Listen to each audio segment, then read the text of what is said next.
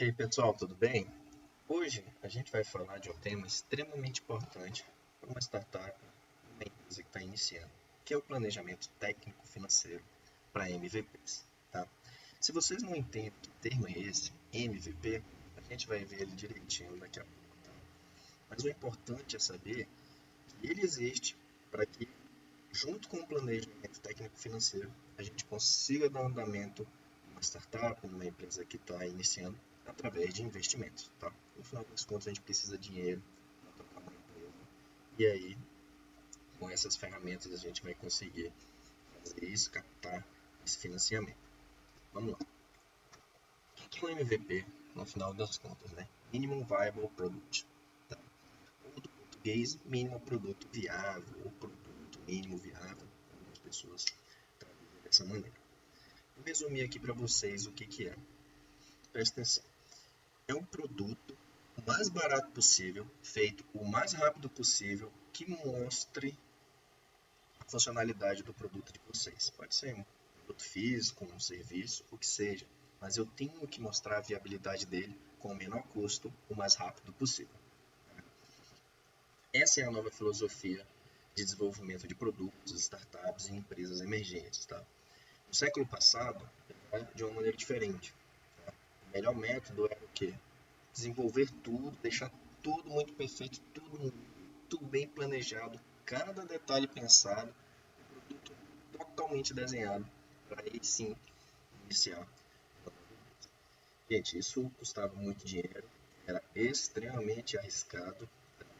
E deixava o ritmo de mudança muito lento.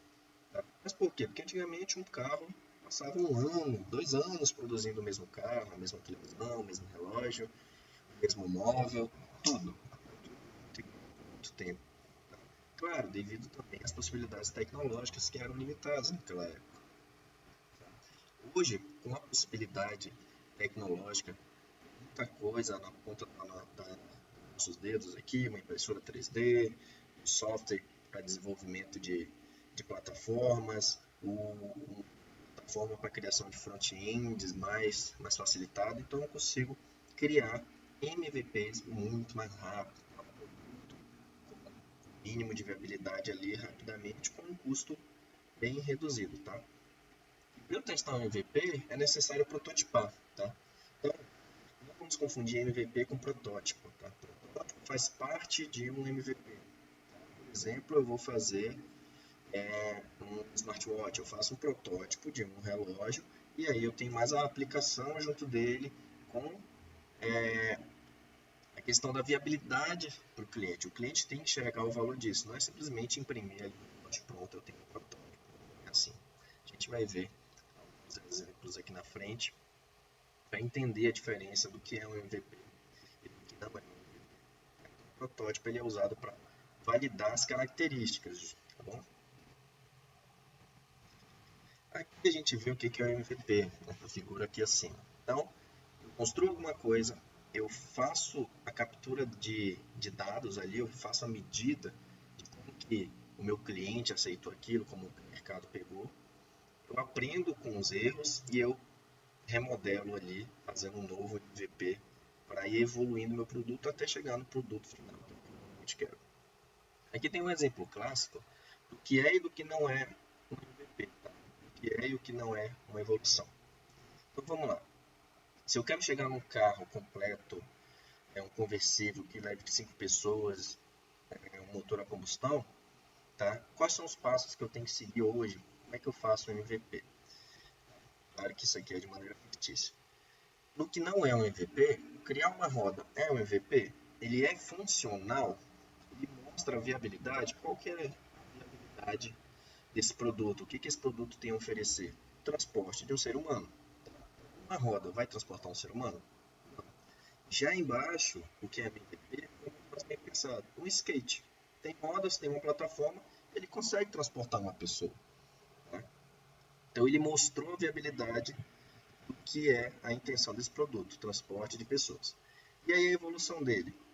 A pessoa, você construiu um skate, pegou na mão do cliente falou, gostei, mas eu quero alguma coisa ali para eu ficar mais confortável, para ter uma segurança maior, um controle melhor. E aí a gente coloca um guidão. e aí vira um patinete. Já no caso do que não é um MVP, a gente vê que 2 rodas de carro mais um chassi continua sendo inviável, não mostra a funcionalidade. Né? Eu não consigo botar uma pessoa ali em cima e fazer ela como se fosse um skate, isso aí é pesado. Ainda aqui no que é um MVP, tá evoluindo ele. Uma bicicleta, agora eu ando sentado, consigo ir mais longe, mais rápido, tá? Tem um conforto. O equipamento ele está ficando mais complexo e continua atendendo aos requisitos, que é o transporte. No próximo ponto, essa bicicleta vira uma motocicleta, eu motorizo ela, então agora eu consigo atingir velocidades mais altas, já não tenho mais o esforço mecânico. E que não é um MVP, eu tenho um carro sem volante, sem para-brisa, sabe lá se tem motor, não funciona, tá? Não atende, tá? Não tem uma viabilidade, ele não consegue transportar uma pessoa. E aí, finalmente, no que é um MVP, desde o skate, patinete, bicicleta, motocicleta, eu tenho um carro que faz o transporte de muitas pessoas, tá? Motorizado e completo, tá? Ah, professor, mas o de cima também chegou no carro. Pessoal, de maneira figurada ele chegou. Se fosse no mercado, você apresenta uma roda para o cliente. Pô, isso não me transporta. Ah, beleza, ele espera mais um pouco. Você apresenta o chassi e 2 rodas. Você apresenta um carro sem volante. Ele não vai continuar investindo, ele não vai ter interesse. Agora, na parte de baixo, produto, ele mantém o interesse, ele vê que você está evoluindo ali no produto e você sabe onde quer chegar. Tá? Então, o MVP ele tem que ser viável de fato. E você enxerga que cada parte do MVP, eu tenho protótipos junto com ele. Tá? Então, ali no skate, o protótipo da prancha, ali depois, o protótipo do guidão, o protótipo da bicicleta, tá? E o MVP nessa caminhada. Bem, agora que a gente entender MVP, vamos falar de fluxo de caixa. Porque no final das contas, para que eu estou fazendo MVP? Para mostrar para o meu investidor, para mostrar para o meu cliente que o meu produto ele vai atender uma demanda, ele vai resolver um problema. E aí, se eu estou falando com o investidor, eu estou falando de dinheiro. E o investidor quer ver o fluxo de caixa da minha empresa. Se ela está dando lucro, se ela vai dar lucro, se eu sei o que eu vou produzir, se o que eu vou oferecer para o mercado vai gerar lucro de fato. Tá? Então, o fluxo de caixa ele é bem simples. Ele é a entrada, que são as receitas, menos a saída, que são as despesas. Tá bom? Realmente é bem simples assim, mas a manutenção desse fluxo de caixa é que a gente precisa de uma certa atenção e aí a gente tem uma certa complexidade. Mas vamos analisar aqui. Entrada. Dinheiro que entra no negócio. Tá? Venda de produto, investimento recebido, empréstimos ou financiamento. Aqui a gente tem que atentar que ele entra como entrada, né? Fica como entrada, o empréstimo ou financiamento. Mas ele também tem que ser considerado lá na saída. Porque eu vou ter que pagar esse empréstimo, vou ter que pagar esse financiamento. Tá? Recebimento de contas a receber, então tudo que foi entrada, vendi, recebi investimento, fiz empréstimo, vai como entrada. Depois tem as saídas, tá? É o dinheiro que sai do negócio. Pagamento de fornecedor, salários, benefícios, aluguel e despesas fixas. Água, luz, internet, faxineira, tudo que for fixo tem que entrar. E investimentos em novos equipamentos ou estoques, impostos a pagar, tudo, tá? Qualquer dinheiro que saia, eu tenho que pagar alguém, tem que entrar como saída. Tá bom? E aí o saldo, no final das contas, é o que? Essa é a diferença, entrada menos saída. Ficou positivo esse valor? Superávit, ok, estou dando lucro, muito bom. Deu negativo, déficit, estou dando prejuízo, estou pagando para trabalhar. Professor, e se der zero?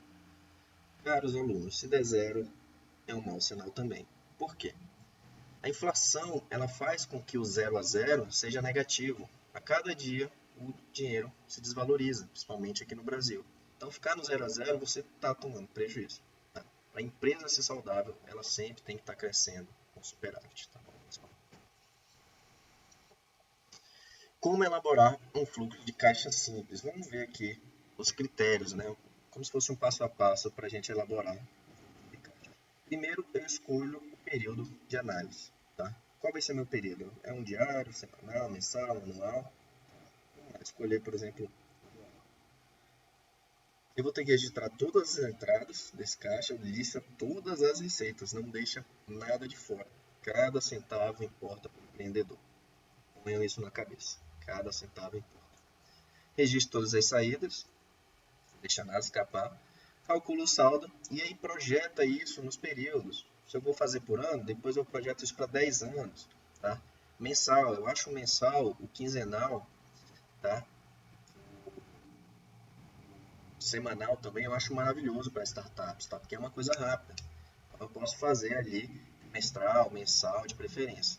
Projeta mensalmente, faz uma projeção para 2 anos, como é que vai estar o fluxo de caixa de vocês. No começo a gente precisa de investimento, só vai ser despesa. Depois a gente vai começar a ter uma receita e aí vai chegar uma hora que ela vai se pagar, que é chamado break-even. Tá? E aí, dali para frente, o investidor sabe, poxa, daqui a um tempo isso aqui vai dar lucro, vai pagar e a gente vai ganhar dinheiro junto. Benefício, previsibilidade, planejamento e controle financeiro. Previsibilidade, o investidor, o cliente, ele quer saber o que vai acontecer e quando vai acontecer. Tá bom? Então, a gente tem que ter essa questão, eu tenho que ter o fluxo de caixa para dizer para ele, ó, daqui a 1 ano e meio começamos a dar lucro, começamos a pagar você. Bem?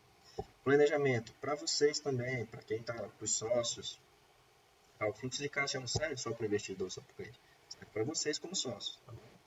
Então, planejamento. Daqui a 1 ano a gente quer expandir, a gente quer ir para um lugar maior, quer contratar mais pessoas, quer produzir um produto novo.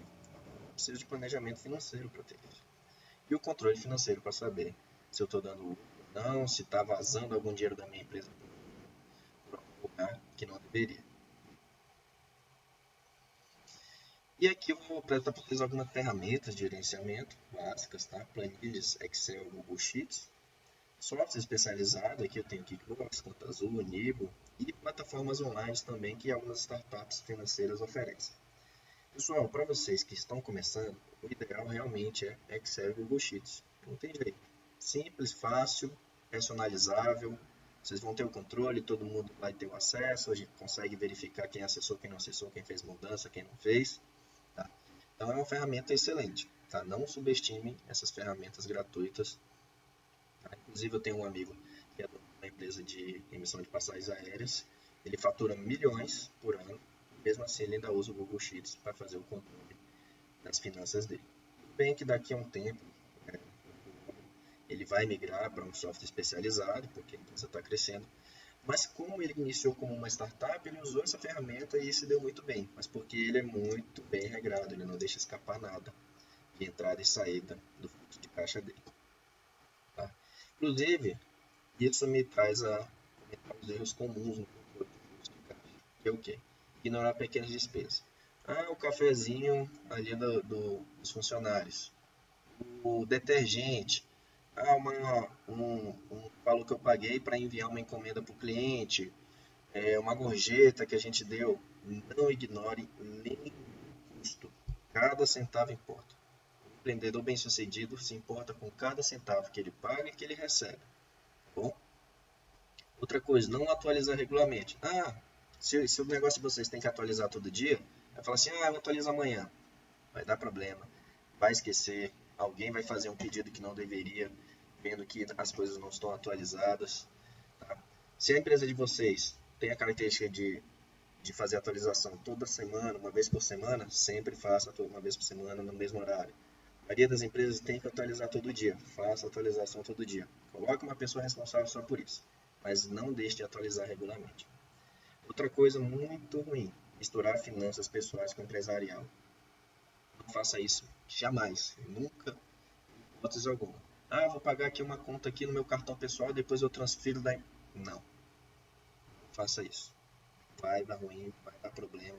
Você vai se embananar e você pode ter problemas jurídicos com isso. Tá? Você não pode transferir dinheiro da sua conta, do seu CNPJ para a conta pessoal. Tá? Não existe isso, assim, diretamente. Você pode fazer isso, mas através do Prolabore. Tá? Então, você pode ter problemas com a Receita Federal.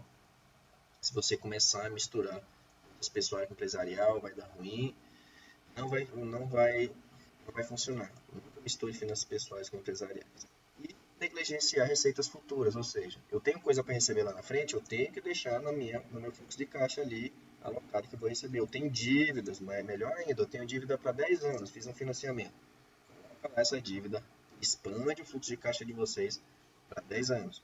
Tanto para receber quanto para pagar, tem que estar lá. Porque se eu tenho dinheiro para receber e eu não lembro que eu tenho esse dinheiro para receber, esse dinheiro entra, eu não sei o que fazer, vai parecer que é um lucro gigante, vamos gastar o dinheiro descontroladamente e não vai expandir, não vai deixar a sua empresa crescer. Pode ser, inclusive, um prejuízo, dinheiro que entra sem controle. Então, beleza, a gente viu o que é MVP, falamos sobre fluxo de caixa, para quê? Para eu conseguir chegar em um grupo de financiamento e conseguir dinheiro para produzir o MVP, né? Para ter o meu primeiro produto viável ali para eu apresentar para o mercado. Aí alguém pode falar, mas professor, eu acho que o meu negócio não precisa de investidor, eu posso fazer por conta própria. Mas isso já é um método de financiamento chamado bootstrapping. Tá? Você usa recursos próprios para fazer o seu MVP, o seu primeiro produto viável. Essa figura aqui mostra que um cara, ele mesmo está regando a plantinha dele ali e não quer que ninguém se meta.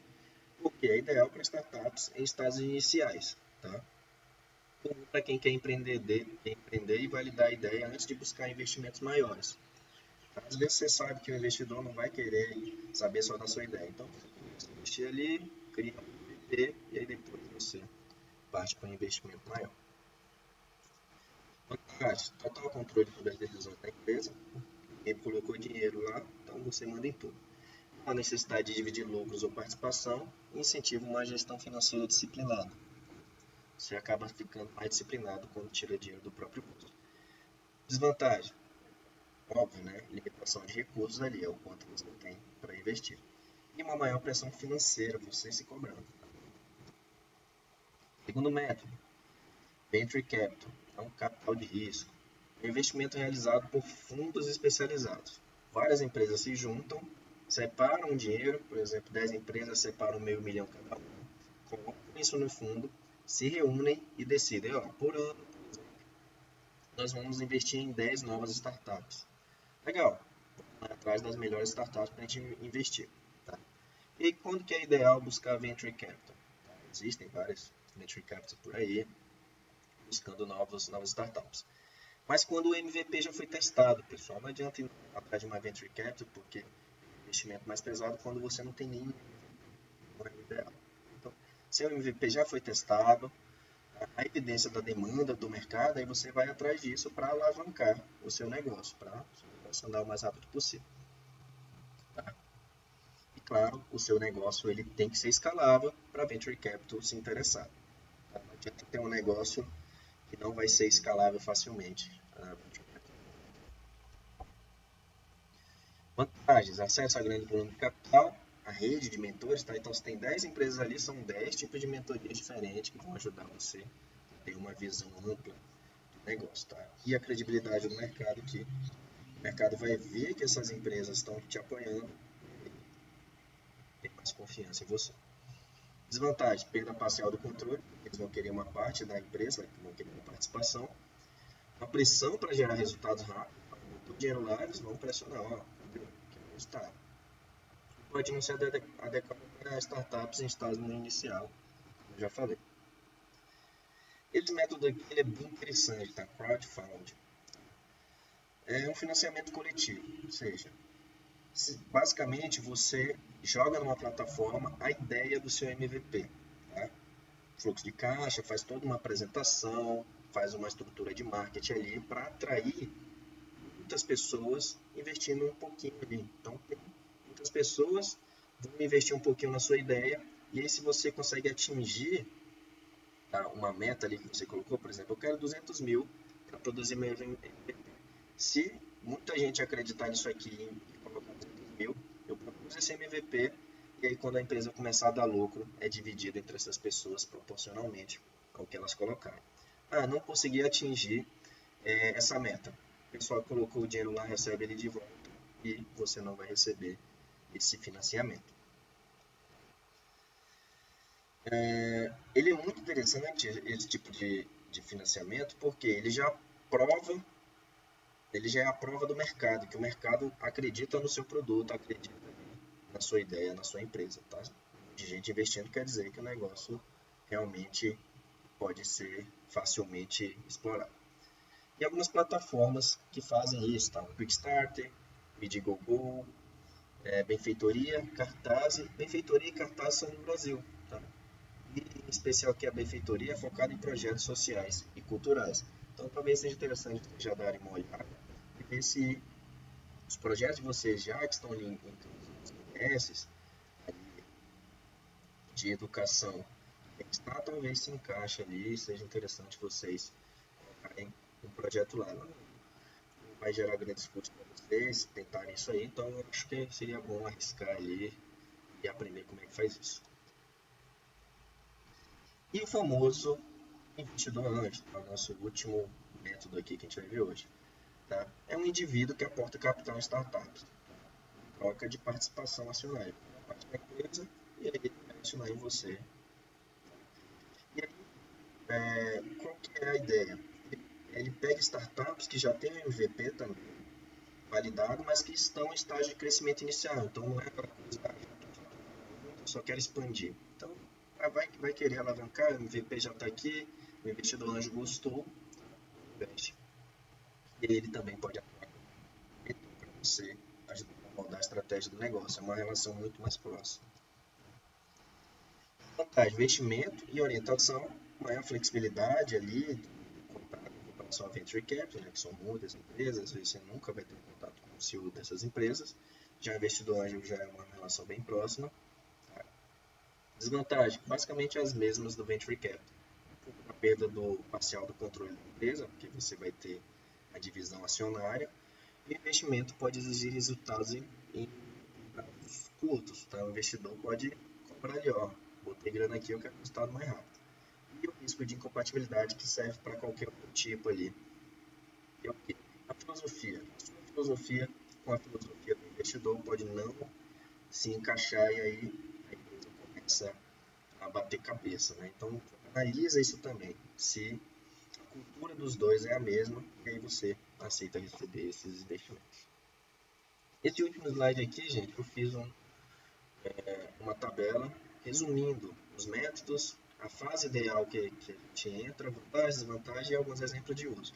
Por exemplo, bootstrapping é para aquela fase bem inicial, né? Você tira dinheiro do próprio bolso. Venture capital, crescimento. Crescimento, expansão, o negócio já está rodando muito bem, só queremos acelerar. Crowdfunding. Inicial ali, eu tenho uma ideia e validação ao mesmo tempo, porque se o pessoal gosta da ideia, quer dizer que já, o mercado já validou. E investidor anjo é aquela coisa inicial, eu já tenho MVP e eu quero começar a crescer. Funciona mais para isso. Pessoal, por hora é isso. Estou postando os vídeos aqui para a gente incrementando e a gente conseguir construir o nosso pitch e ter uma ótima apresentação lá no Mescla e finalizar esse nosso componente curricular com chave de ouro. É isso, galera. Até a próxima.